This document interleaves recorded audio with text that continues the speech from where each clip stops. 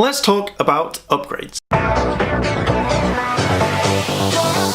We all know that the upgrade for the Zords in Mighty Morphin is the Thunderzords. They were the ones that came after the Dinosaurs. Comicbook.com, I always keep saying Comic Book Tom for some strange reason, but comicbook.com turned around and spoke to Dean, the director for the movie of Power Rangers, and the way that this article was written, it looks like it was saying, hey, guess what? You're getting the Thunderzords in the next, film. And Dean's like, I kind of like the idea, but then you've got the kind of the upgrades, and he starts talking about how in the film you've got to progress, you've got to have upgrades. This is my kind of thoughts on should the Thunderzords be in the second film, yes or no? And it's a big no. You can't have that straight of a power gap, because why? Where is the challenge? At the end of the day, if you did have the Thunderzords turn up, what about the Dragonzord? What about Titanus? Next stage would be that the Green Ranger comes in, he fights, you see the Dragonzord, you see a fight between the Megazord and the Dragonzord, and at the end of the film, the Green Ranger becomes good, and thus therefore you have the next stage, you have what you're looking for. It's not just saying, right, we're done with that one, we'll upgrade. Now, Dean references Iron Man and saying oh, in the next film, Iron Man has a new suit, he has the next mark, it will either be Mark 32, Mark 33, etc, etc. And yes, that applies to that one because you see Tony working on it, but it still looks the same. If you went straight to Thunderzords, what would be the purpose? Did the battle with Goldar destroy the Zords? Was it not the best? What happens? What happened? What was in that space of time? I generally think that if you start rushing this to try and catch up, you're going to miss the whole point of what the film is.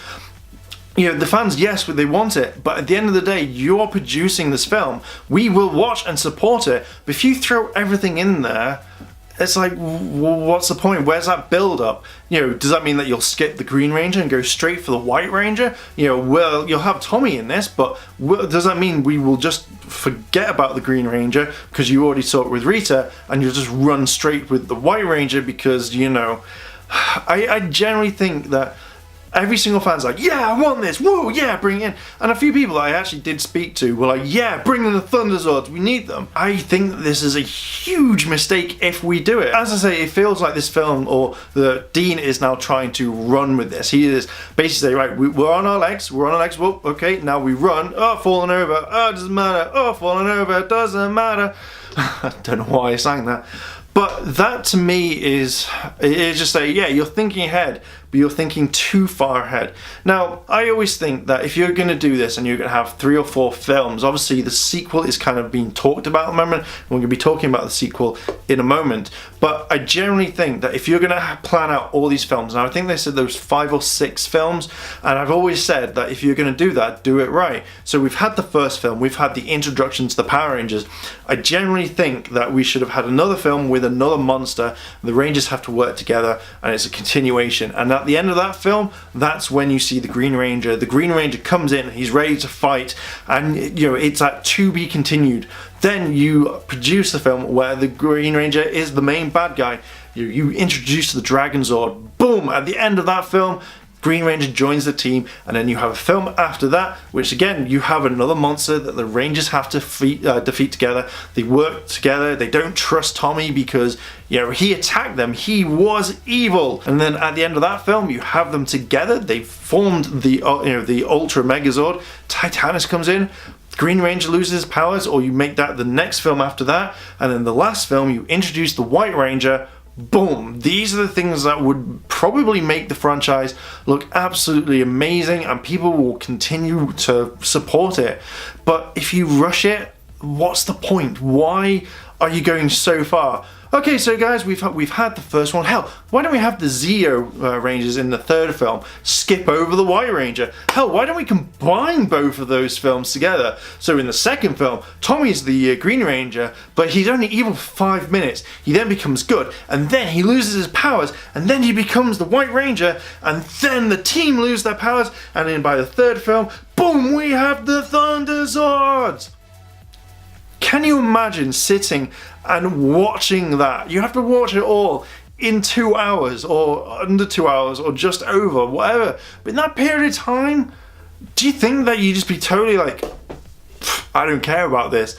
I generally do not care, because it annoys me that, you know, a lot of people want this straight away, but they're not willing to wait. It's like, as I said, you just want to cram too much in because you want this, you want everything. And as a filmmaker, and you want to tell a story, you kind of want people to turn around and want to see the next one. You teased Tommy at the end of the first film, and people are talking about it. People want to see the Green Ranger come in.